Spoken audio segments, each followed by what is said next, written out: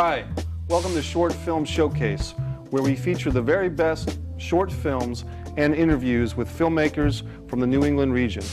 I'm your host, Mike Messier. On this episode, we have two great guests and some wonderful short films.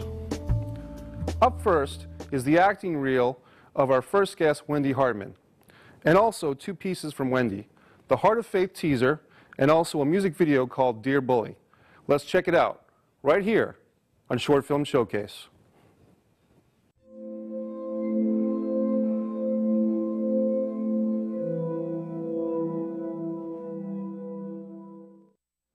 The flowers really are lovely. How'd you know I was out of the hospital? Chemo may not have been the right choice. Stay back.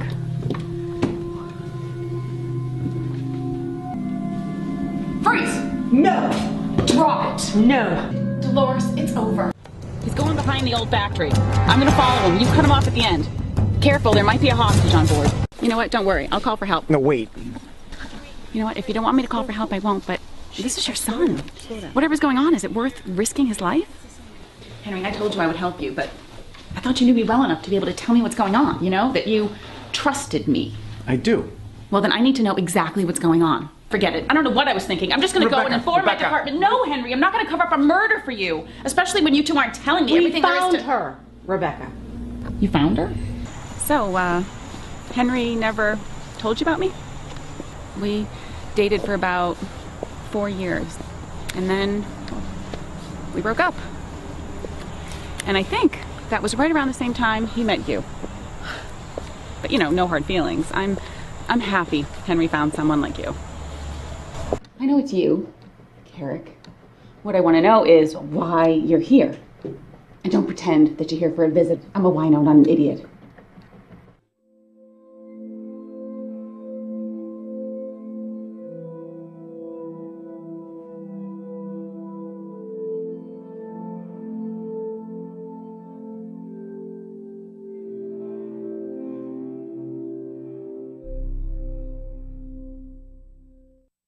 I know you care about Trent, okay, but this isn't going to change anything.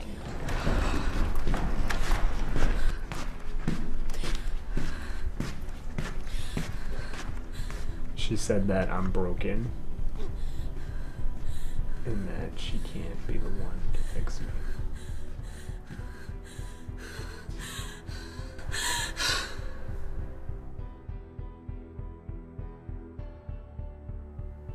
Students of the Sacred Heart Academy, before we continue with this Mass, I wanted to speak with you as a member of this community.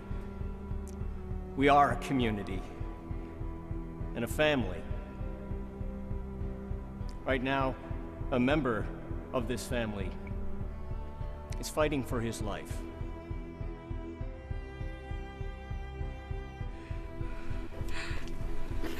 What if he doesn't wake up?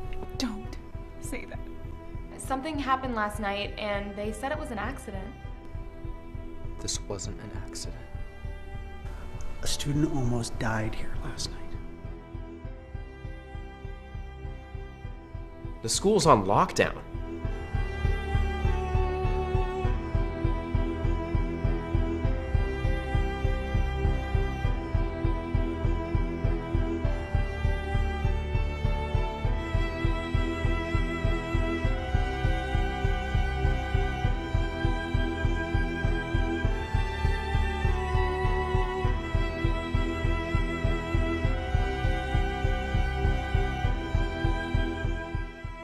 Everything happens for a reason, even the bad things.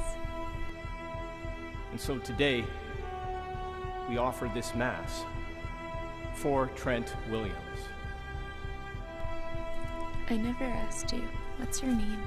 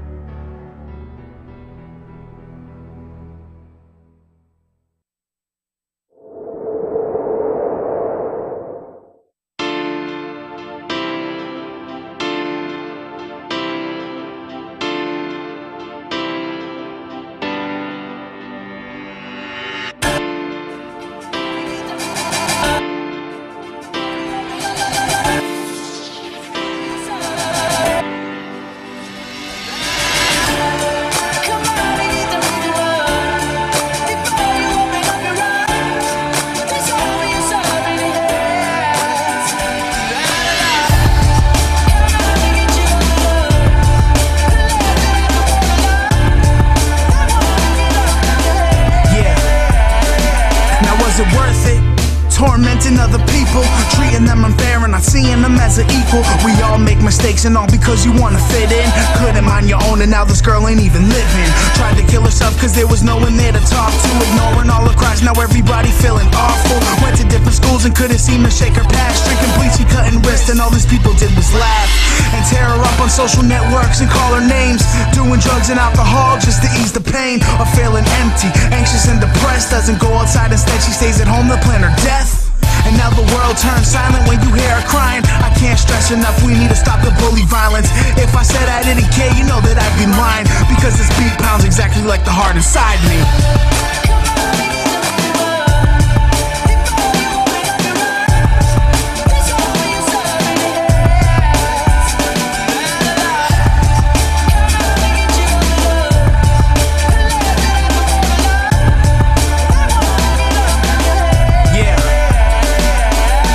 It's short enough, don't end it any quicker. What doesn't break skin can only make it thicker. Time goes by but the pain goes away, so there's no reason why you can't live another day. I wish we could have saved her, I wish you would realize to stand up to bullies so they can see what it feels like to feel all alone, with no one there to talk to, suicide on their mind and no one's gonna stop you. Sit alone at lunchtime, think about your actions, outnumbered in a circle where everybody laughing.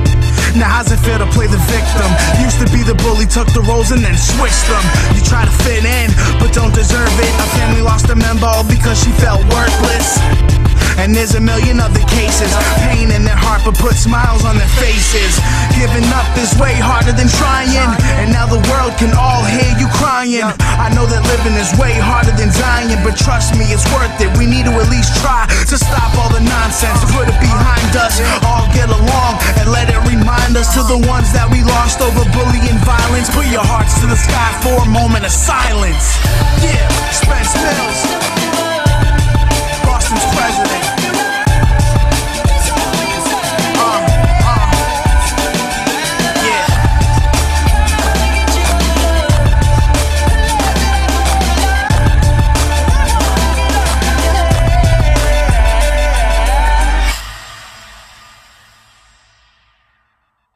Welcome back to Short Film Showcase. We just enjoyed the acting reel and two pieces from our first guest, Wendy Hartman. Wendy Hartman. Hi, Mike. It's Nice to be here. Great to have you. Thank you so much. And people know that we are good friends outside of the show. And we've talked many times about the business, and it's great to have you here on Short Film Showcase. Thank you. It's so great to be here. Great. And let's talk about some of your projects. We have the In the Bedroom piece, which is Seth Chitwood, Yes. and that's a web series. Right. And very interesting. It's a collaborative of different New England filmmakers and actors. And what part did you have in the Bedroom web series? I got cast in an episode called The Batting Cage with my co-star John Samela, and we play, it's sort of a comedy with a twist. We play a couple who's been dating for a couple of weeks, and we go up to a B&B to sort of move our relationship along, and we find out some very interesting things about each other while we're there. And, yeah, it was a great, fun episode. Bed and breakfast, that is. Yeah. Yeah. What'd I say? B&B. B&B. Well, I know. Some people may bed and breakfast. What's that? So that's great. So hadn't you worked with that actor before? Yes, he is one of the actors in Family Problems, which is the web series that I'm on, also Angelwood Pictures. And I think Family Problems is featured prominently in your acting reel. Is that correct? Yes, it is. Yeah, so we were watching that earlier. And talk about your collaborations with Seth Chitwood. He's very prolific with the web series, and you've gotten quite a bit of exposure with him. I have. I've been very lucky. I met Seth about a little over a year ago and got cast in Family Problems, and we did the entire second season together. Now we're shooting the third season, and there's talk of a fourth and possibly even a fifth season. So that keeps me really busy. We're pretty much shooting throughout the year for that. And then we've done In the Bedroom, and then we did a horror short last summer called Margaret. Yep. With Angelwood Pictures, and I'm currently doing a project called The Love Triangle, which is sort of a dark comedy with Angelwood Pictures. So it's been a good run. He's keeping me busy. That's great. Now, as an actress, is it good for you to work with the same director, producer, collaborative teams more than once. Is that good as an actress? I think it is. I mean, everything I've done with him has been such a diverse genres. You know, we've done horror, dark comedy, drama, so that keeps it interesting. But it helps to know your director because you know what to expect on set, and he knows sort of, you know, my weaknesses and my, you know, my strengths and what I can do. Right. So he can cast me without even auditioning me if he wants to. You know, so we sort of work well together that way, I think. Yes, and let's talk about some of your background. Your training as an actress. Obviously, you're a very accomplished actress. I'm looking at your IMDb page and just a lot of things going on. But where did you approach acting? How did you get involved? Well, I started, I was in junior high, and they were doing a play at my very small school, and I had no interest in acting. I was probably the shyest person you could ever be at 12 years old, and I mean, paralyzingly shy. Okay. And they cast me as the witch because I had long hair. Didn't want to do it, but I did it, and when I was up there on stage, you know, with that papier-mâché mask on, and I was looking out through my little papier-mâché eye holes, and I could see the audience reaction to what I was doing, and it kind of freed me up to, you know, express myself in a way I'd never done before. And I found that just so exhilarating. Right. So I just continued to act through high school and through college, and then into my 20s I did a lot of theater until at some point my job, I began to travel, and I had, you know, got married and had a family, and it just sort of wasn't conducive to the theater lifestyle. Sure. So, but I'd always wanted to do film and TV. And in 2009, when Plymouth Rock Studios was coming to town, it was about 10 minutes from my house, so I had to train. I had to get ready for that coming. And so I started training in 2009 for film and TV, auditioning and acting. And the studio never came, of course, but then I was hooked. Right. So right around 2012, I actually started going out. It took me 3 years before I felt confident enough in what I was doing to be able to go out into the world and actually audition and start performing. And so it's only been about a year and a half that I've been actually out there working as an actor. Really? Because just looking at your resume here, it's pretty loaded with different... I've been very lucky. Yeah, this is great. So tell us about Margaret, if you could, that project. Sure. Margaret is a horror short that I did with Angelwood Pictures last summer.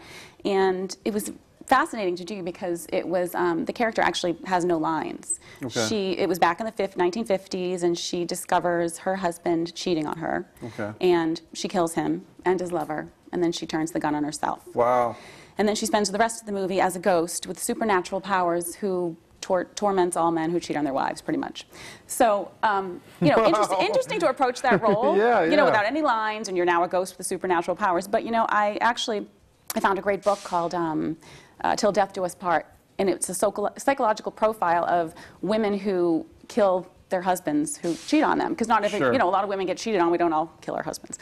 Right. So what drives you to run your husband over in the driveway 30 times after you find him cheating on you? There's something there, you know. I want to go get a coffee. I'll be back, Wendy. I'll see you in a little bit. Yeah. Yeah, so it was just fascinating to find out what happened in their childhood. Right. That made them all, they all have these similarities where they had like a father who abandoned them or who died, and then they sort of over-romanticized marriage and counted on this man to be their everything, their ideal soulmate forever and ever. And when that was shattered, it brought back all their childhood memories, and so they end up killing their husband, and then they don't feel whole without their husband, and so then she ends up turning the gun on herself. So I had done a ton of work on that, and there was actually talk about maybe turning it into a feature because it was such a, it was a short at first, but it was such a great experience that we were talking about maybe even turning it into a feature at some point. Sounds pretty deep. I mean, is it approached as a comedy or a drama or somewhere? Oh no, it's a horror drama, very serious. Okay, yeah. Cool. Yeah. Yeah, and that, once again, that was...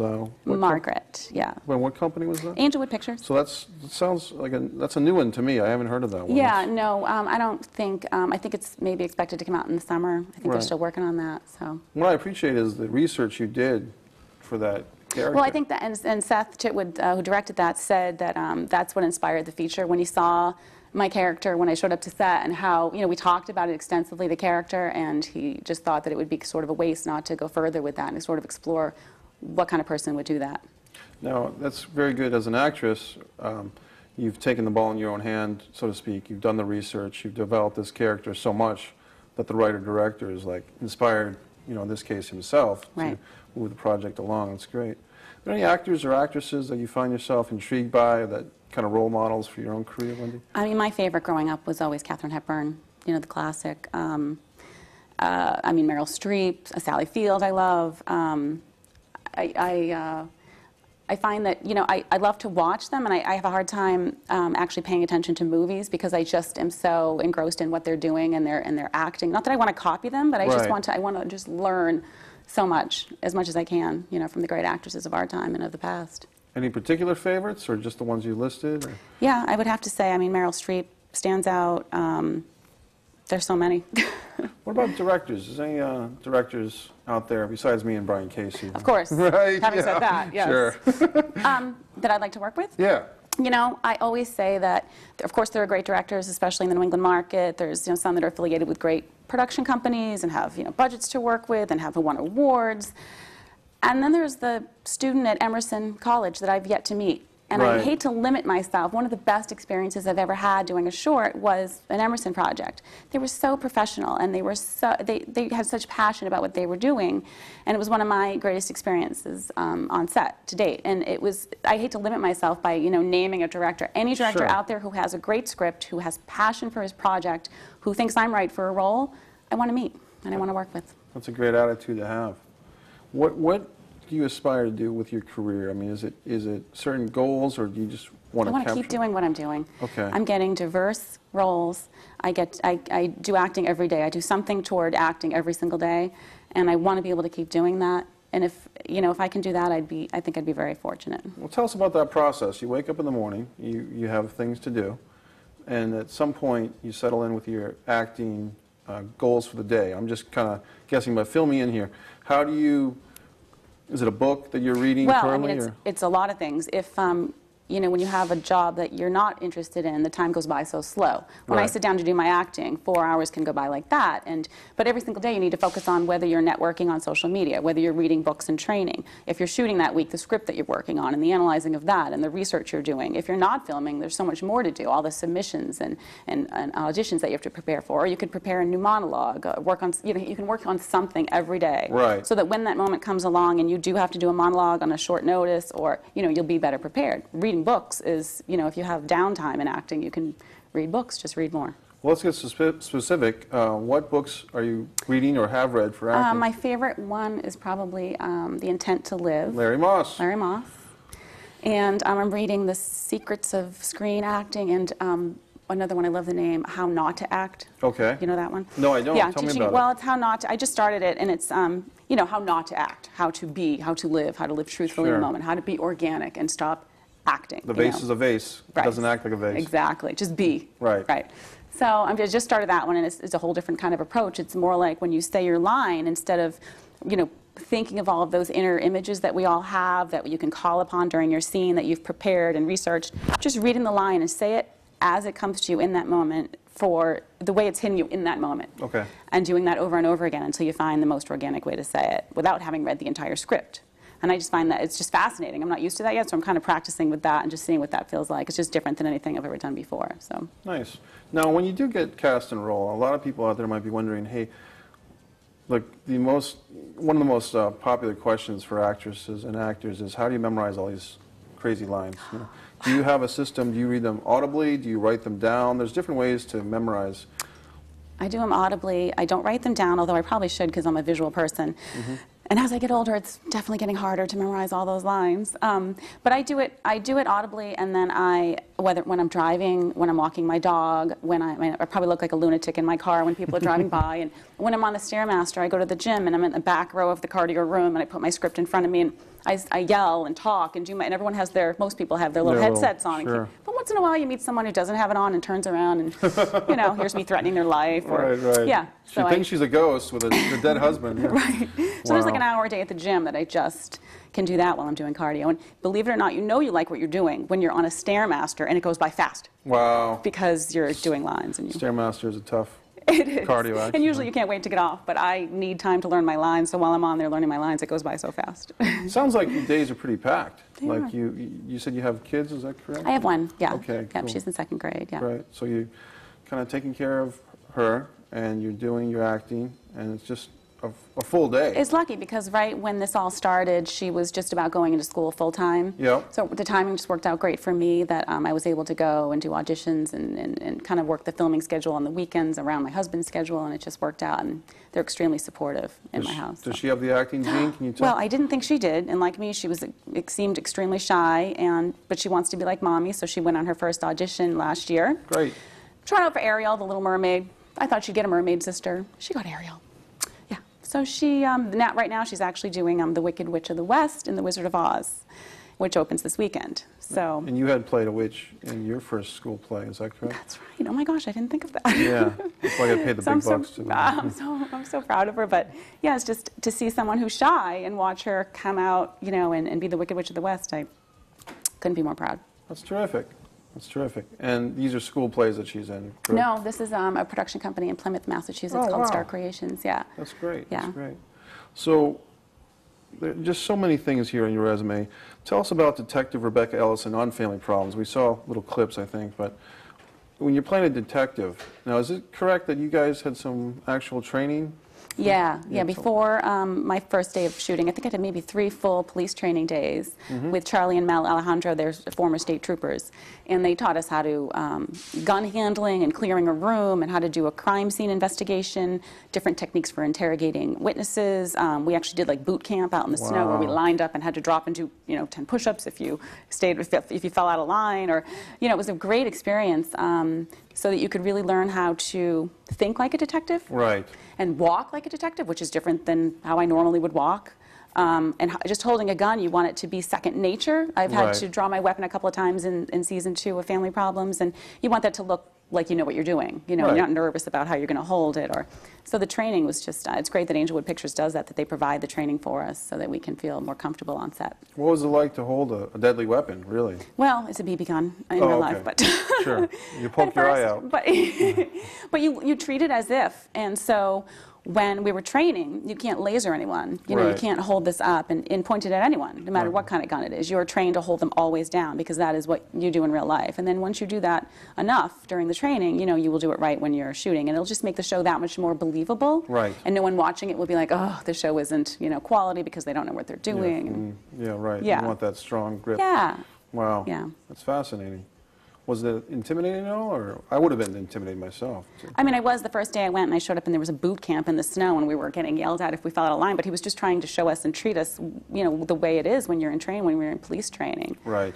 Yeah. So yeah, my character's a detective, and she's sort of a good guy that does bad things. Sure. Or a bad guy that does good things. I'm not sure, but I can relate to that. She's sort of somewhat could be perceived as villainous by some people out there. Well, Wendy, we got to wrap up, but I just want to thank you so much. And it's just the beginning of the year, so you're going to have a great big year. I'm sure 2014 is going to be another big year for Wendy Hartman. Thank you so much, Mike. Thank you, Wendy. Thanks. Right now on Short Film Showcase, we want to continue with the web series Clean Livin' by Dave Borges. Let's check out Clean Livin' right here on Short Film Showcase.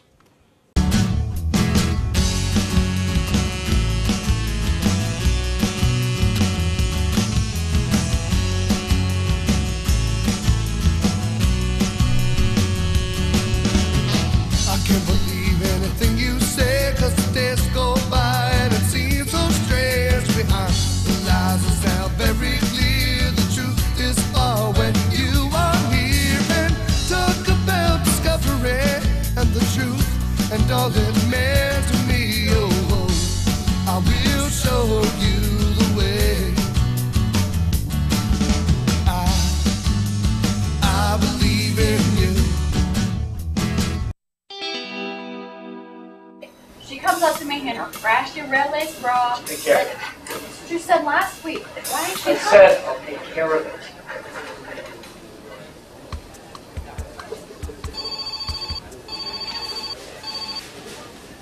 Hey, I'm sitting here waiting. Where the hell are you? Yeah, sorry. I got caught up with this thing. Listen, can you get over there and get things started? I'll meet you later on. What is so important that you can't get down here? I'm sitting here ready to go. I mean, come on. It's nothing. It's just this family thing. I'll get there as soon as I can. Family? Everybody okay? Nah, everything's fine. It's just this brunch thing. Rick, brunch? Could I get a pound of prosciutto? You gotta be kidding. You gonna blow me off so you can have brunch with your wife? Oh, no. I'm making brunch for 15, but it shouldn't take me that long. Look, you just do what you have to do. If there's any problems, you call me, okay? Yeah, fine. Whatever. Yeah, it's not like I need you taking care of stuff.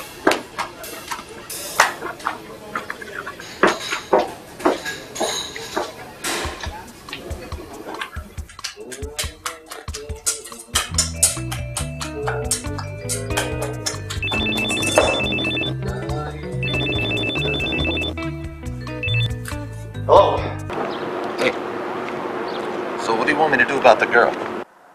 Girl? The guy. He's with this girl. And, I don't know. Take care of her. Okay. I'll take care of her. Think you can handle that tough guy? I got it. So, are you wearing that gay little chef's hat or what? No. Listen, just get the damn job done, all right? Pause.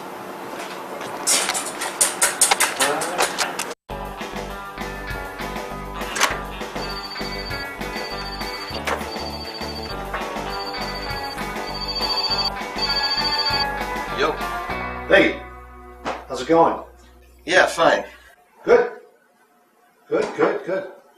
Hey, listen, let me ask you, where did you buy those cannolis that you brought by the house on Christmas? Those things were good. Oh, you like those? Huh? Yeah, my mother made those. Old family recipe.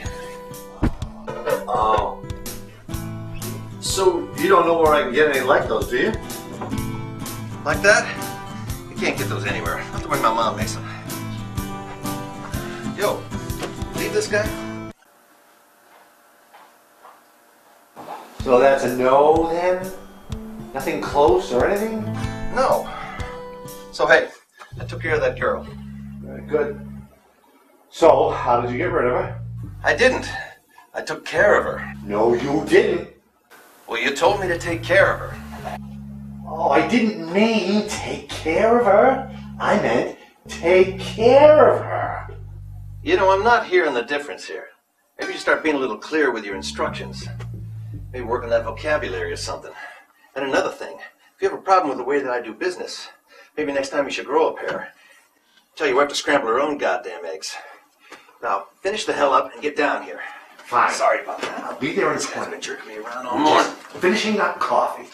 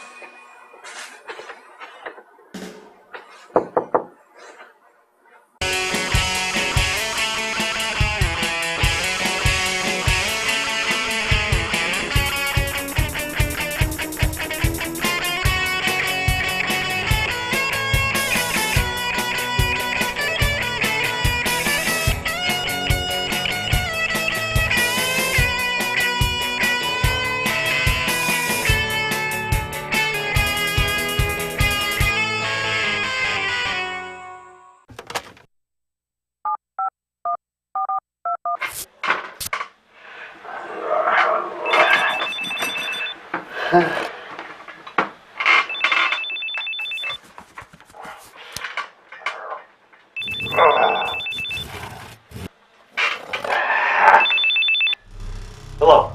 Bobby, it's me. Oh, hey. Hey. How you doing? I need you to run an errand for me. Yeah, not a problem. Hang on a second.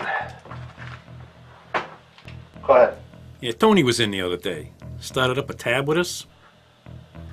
Tony from over on the east side? No, the other Tony. Oh, yeah. Okay.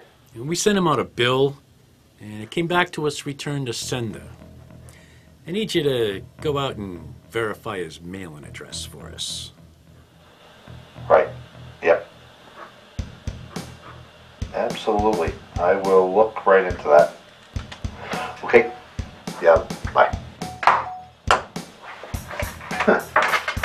Tony, huh? That makes sense.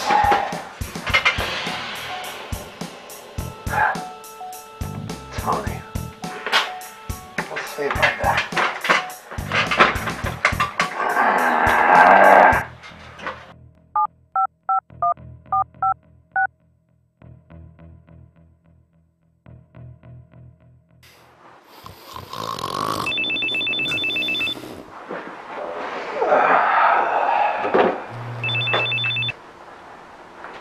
Hello.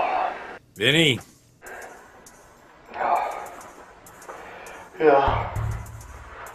What's up? I got this thing. Remember that guy we sat down with last week? Yeah, I think so. Well, that bum went out and did what I thought he would. So now, I need you to go out and do that thing you did for us the last time. Are we clear here? Yeah. Crystal.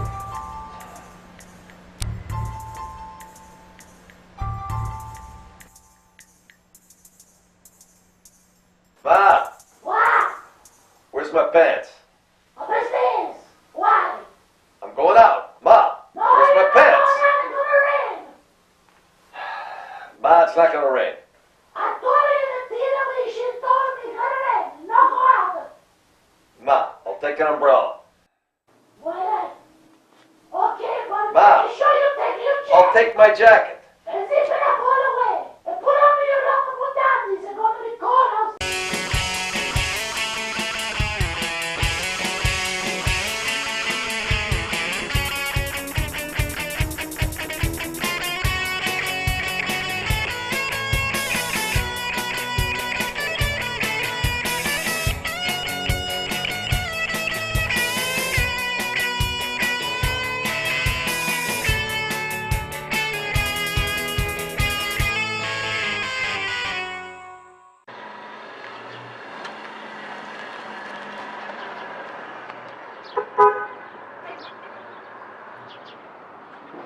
Ma, I'm going out.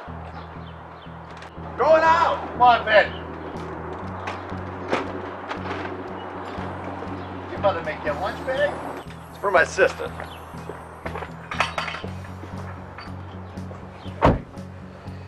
Jeez, Vin, what the hell happened to you? I don't want to talk about it, so don't ask. All right. You okay, though? I mean, I can go do this alone if you're not up to it. I'm okay. I mean, let's just go. All right. Sorry. Man. So you got a couple of kids, right? Yeah? And what's a good age to start beating them? The what? What's a good age to start beating your kids? Oh, come on, Vin. I'm watching my sister's kid last night. That little monster's got to have a total lack of discipline at home. Well, how old is he anyway? He's 3. He's going to be 4 this weekend if he makes it. You're telling me a 3-year-old kid did this to you? Hey, the kid's a terror, I tell you. So what happened? So I'm sitting there having a beer and I'm watching a game and I realize I haven't seen the kid for a while, so I say, "Hey kid, where are you?" I don't get an answer. So I have to go looking for him. Of course, he's got toys and stuff all over the floor. Well, he's a kid. Yeah. So I find him in the kitchen. He's got a chair jammed up against the fridge. He's got his head stuck in the freezer. So I go to pull the little monster out of there and I slip and fall on a quart of ricotta cheese. I must have blacked out because when I come to, the kid's sitting next to me, covered in ice cream, laughing his ass off, poking me in the hand with a frozen pig's foot. What the hell happened to your ear anyway? Oh, yeah, cut myself shaving, but this was the smallest thing they had at the pharmacy. Only you, Vin. Only you. You know, it was so much easier when he was a baby. You'd sing him the "I'm a Little Milk Truck" song, he'd be out for hours. I'm a little milk truck? Yeah, you know, I'm a little milk truck out on the street, here's my thing, here's my other thing, you know. I'm a little teapot. What? You know, I'm a little teapot. Teapot! I think I know the song I was singing to the kid. Look, you know, I'm a little teapot, short and stout. Here is my handle, here is my spout. When you tip me over, teapot! Teapot! Teapot! Okay, you're a little teapot. All right, don't blow your top. Hey, pull the car over. Why? Isn't that Tony's brother? Yeah, it is. Hey, Joey! Joey! I want to talk to you. Come over here. Why do they always have to run?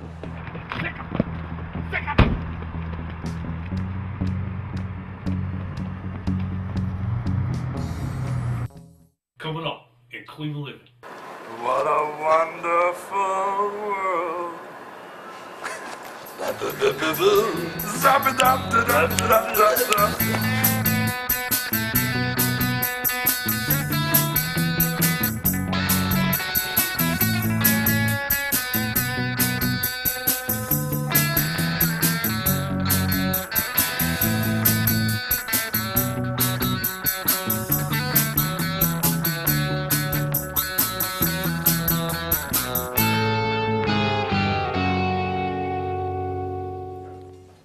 Welcome back to Short Film Showcase.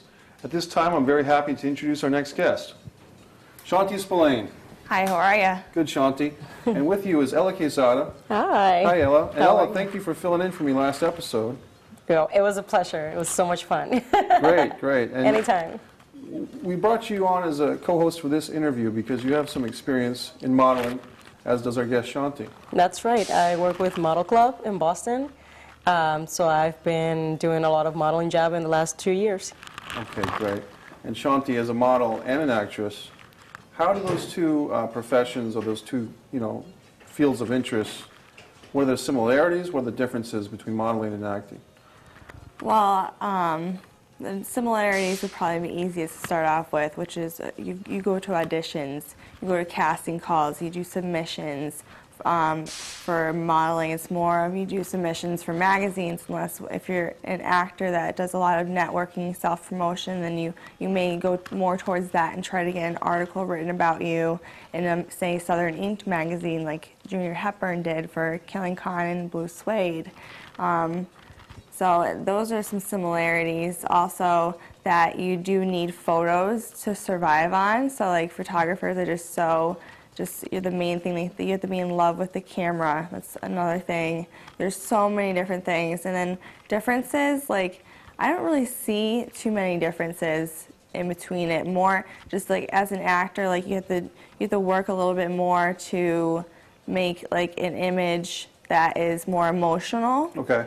Rather than with modeling, you're a lot of the time you have a fierce look going on. So you have more of like it's emotional. It's still emotional, but it's not as therapeutic in a way as acting is, because with acting, like Wendy said earlier, like you just really have to open up in a way that you have never done before. You have to become so raw, so vulnerable, and you can do that in acting. And then with modeling, unless you're doing, implied act, you kind of act in that, implied images or anything like that, and it's not really too close. It's not anywhere near where you come, because you can cry in acting. You're not going to be crying in modeling. Right. You're going to be doing the opposite. There's no crying in modeling. Yeah. Rarely, I think, no right? No crying aloud. No crying on the job. Wow. Ella, any thoughts on those differences between acting and modeling for you? I think it's true. I think the biggest difference is that when you're doing photography, you're not really talking. You don't have any lines, so you have to express everything with your eyes, with your face, with your body. So yes, you have to be in love with the camera to portray those things and work hand in hand with the photographer. Absolutely. For both of you, Chaunty, very close to Boston area. What's the Boston scene like? Are you able to get enough work to satisfy you, or do you want to move on to New York City, or what are your thoughts on that geographical type of question? I've already moved on to New York City and have done some things out there too, and it's been really cool to do auditions out there. They're a lot different than they are in Boston. It's a lot more of an adventure, I think, because you drive a little bit farther or further, but it's not too bad. But I think that Boston is really cool to audition for as well, and stuff like that. Nice. Yeah. Any experience with the big cities? With the big city in the past, not necessarily for modeling, but for musical theater. Okay. It's really rough, because most times you have to be at the audition place at 5 in the morning. Wow. Sometimes you don't have any sleep, and you have to sing at whatever time they can see you. So that part of it is really challenging. And yes, it's definitely very different from here, where maybe 200 people will show. In New York, I went to an audition where more than 800 people showed. Wow. You've been on auditions with that many people, Sean? No. No, not really. Well, actually I have. The Woodhaven Productions audition for the movie that they haven't come up with a name yet for. We did this huge audition. It was really cool to be there. We had a great time, and that was actually my first and only experience with that large of an audition going on. Usually I've been either helping organize the audition, right, and the casting call and finding the location myself, or just going to different places, to like smaller buildings up in New York City, like little lofts and things, little tiny like apartment things. It's so cool. Now with print, you've had a lot of success with print modeling. Yeah. And I think we'll do some insert shots of some of your work, and just, great. as they say in the business, fabulous. You know, fabulous or fantastic. So fabulous. Right. You said it better than I did. So some of these prints, you just look great, and Thank you. You have a lot of fun with. I mean, it must take hours to do the setup, the costumes, the hair and makeup, all this type of thing. Does that take a lot of time to prepare for these shoots? It does, but it depends on who you're working with. A lot of people work at a really quick rate, and a lot of people take their time and need to work slower in order to get the same results that another person could at a faster rate. So you really have to, you know, decide how long you'd like to spend on the project if you have that much control over it. And if it's not your project, then obviously you don't have the control over that, and you have to wait it out and just deal with it, which is fine. It's just really, it's really a process. It's really cool. I've worked with so many different photographers, and I don't think that you should limit yourself ever. And I know that Eric Snyder works very quickly. With him, we get shots right away. I've never had a problem really with getting like the shot, like taking hours and hours. It's just like you said, the preparation. Is what takes the most time. Yeah, and I think you spend more time on hair and makeup and prepping than what you spend on camera. Yeah, exactly. Does that, when you're in the hair and makeup seat, so to speak, like you're getting worked on, is that just like a process that's boring, or is that exciting, or do you have a conversation with the hair and makeup artist? I'm just kind of curious how it works, because, you know, I'm just curious about that. Depending on who it is, like if it's one of my best friends, like Leandra Leigh Rivera from makeupbyleigh.com, she is amazing because she has her own lipstick line, and she just takes her time and does like the most amazing job, and we just chat the whole time. We do Vine videos of like the progress of the makeup being like put on, and just the different steps and the layers of things, and then we do Instagram videos and photos and do all types of social networking. And I always do the social networking component, but like I'll get more personal with Leigh rather than with like, you know, in a professional environment. I keep it very professional. That's like my main thing is professionalism. Right, that's great. Speaking of which, don't you have your own lipstick line? Is that true? Or? No, it's not. That's not true. It's just I have a shade of lipstick that's named after me by LTW Custom Cosmetics. Okay. And that's based out of Westfield, Massachusetts, where I grew up. I went to Westfield High School, and by a wonderful lady named Lynn. And I've been fortunate enough to have that shade named after me. It's a peachy nude, and it's a peachy nude because you're a peach, darling. Sure. Now, how did that come to be, Chaunty? That's fascinating to me, to have your own lipstick named after you. Well, we worked together. My second photo shoot that I ever did was with Lynn. She scouted me on modelmayhem.com because that's where I began. It's a good place to begin for anyone. And she said, you know, I don't do this often, but I'm going to extend this offer to you. Like, I have a makeup company and this and that, and I was like so happy to accept the offer and work with Natasha Wilson. And then the second photo shoot was with David Blaze. Okay. So that was another thing that was really cool. And I brought Lynn into David Blaze's network of people. And so after I started working with him more, so she did a lot of photo shoots with him. I was one of the faces for the company. I still am one of the faces for the company. And she just began liking me. We built up a rapport, and that's how she decided to, people she respects and have come a long way and are consistent with their marketing and social networking, if that's even, I coin terms all the time. That's another thing I do. It's fine. But so that's how that came to be. We became friends. What I find fascinating is that somehow you were able to lock into Chaunty.com. Yes. So you nailed, I mean, you don't even have to put your last name, Chaunty Spillane, which is a great name, but you've got Chaunty.com, so people can go there and check out your work, see the updates, what you're up to, that type of thing. That's nice. Yeah, I just did that the other day. I was in my old neighborhood, and it's a sort of bad section because of right where my mom lives right now. So it's an interesting section where people talk to you when you're places, you know. Yeah. And so a group of guys was starting to talk to me and tell, oh, you're pretty, and I'm like, oh, okay, thank you.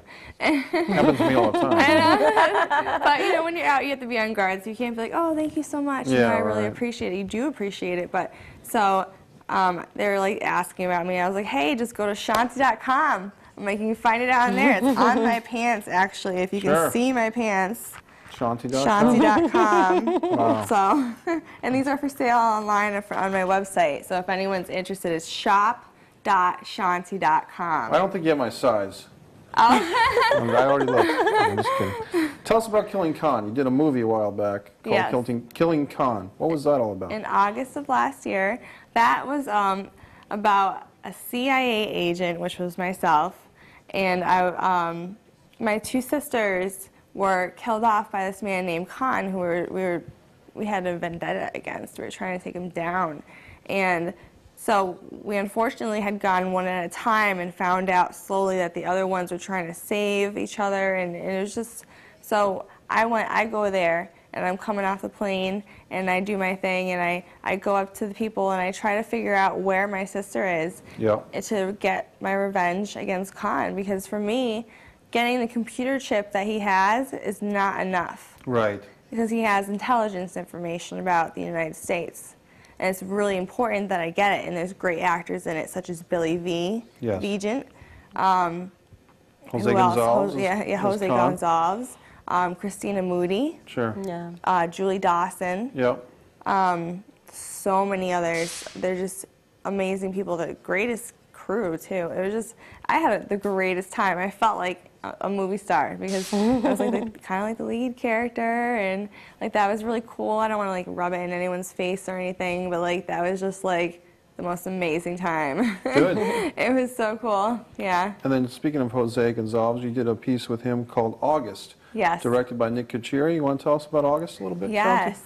I play Jose's wife, and we get into an argument, and then it unfolds from there. And you get to see a lot about what his professional football career has done to him, the impact it has on many people in today's society. So it's really relevant and really interesting, and I think that it would just be really appealing to a lot of people. It began as a 48-hour film project, but we decided to turn it into a short film. So right now that's just in the works, and we're going to try to find a budget and do all sorts of stuff like that. And I was thinking about emailing them the other day and seeing how that was going, so I'll probably do that tonight. Thank you. Okay. Yeah. Glad to be here. So for both of you, Ella and Chaunty, what advice do you give out to the young ladies especially who are looking to get into the modeling industry, modeling and acting? But I would think that for women in the industries of modeling and acting, because they are separate industries, there's probably more obstacles than for the guys because of certain people that you're going to deal with, suspicious people or people that may not have your best interests at heart. So how do you protect yourself with some of these characters, let's say? I would say for acting specifically, I always make sure to read the script first and make sure if there's any nudity, if it's implied nudity, because sometimes they don't tell you about these things, and I personally I've had to drop out of projects because, things that they didn't tell me before. They surprise you. Yeah, exactly. By the way. So if it's, there's no way to compromise, so I would say look into those things first. As far as modeling, try to work with photographers that are known. Right. If you're the one who's paying for headshots, try to get, through other actors, get recommendations too. What do you think, That's a good thing. Mindfulness, first of all, through each process, a step of the process of going through working with someone. When you first meet with them, when you build that rapport with them, when you analyze their character and analyze the script and decide if it's right for you, and then you decide if they decide you're the right one for the role, then obviously. So you have to feel right about the whole situation and just pay attention to red flags. Like if someone is wearing a strip club T-shirt, okay, and instead of like a nice button-up, for instance, like you're wearing. Sure. You know, like you may be like a little weary of working with that person because that's not really professional. Right, their radar. Yeah, it's just a little weird. So like I've ran into situations like that before where I was just a little, you know, and I've had to drop out of projects too, unfortunately. I hate doing that, but you know, I do it as best as I can, like with notice. Yeah, you have to know your brand, and you have to know what you're willing to do in the industry. Yeah, your limits. Well, we're going to have another episode where we come back and talk with Chaunty about more of these things, Ella, because we have run out of time. But I want to thank you so much, Chaunty Spillane. Yeah, excellent. Thank you. Thank you, and Ella, thank you for coming back. I want to thank our guests, Wendy Hartman and Chaunty Spillane, as well as our special co-host, Ella Quesada, on this episode of Short Film Showcase. We want to thank you, the viewer, for watching. And if you're out there thinking, hey, how do I get involved in making a short film? How do I do this? How do I? Just go out and do it. Because if you can dream it, shoot it. I'm Mike Messier for Short Film Showcase.